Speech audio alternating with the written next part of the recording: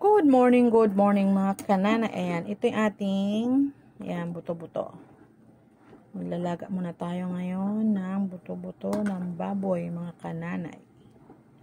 Ayan, palalambutin muna natin yan.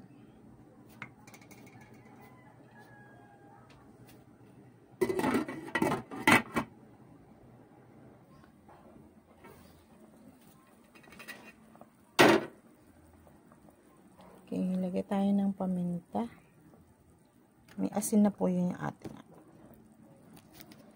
Tapos meron tayong ilalagay na, ayan, cubes na pork.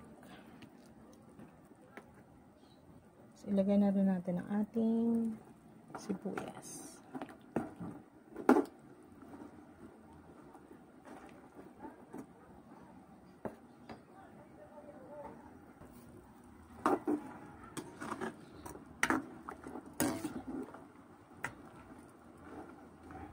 Try natin kung okay na yung sabaw niya.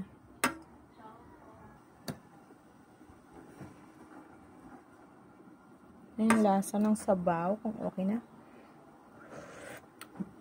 Ayan, ang sarap ng sabaw pala, ang ulam na. Okay, wait lang. Lagyan na natin ang ating gulay. Okay, sunod na natin dyan ang ating, ayan, pechay lang pong ating gulay.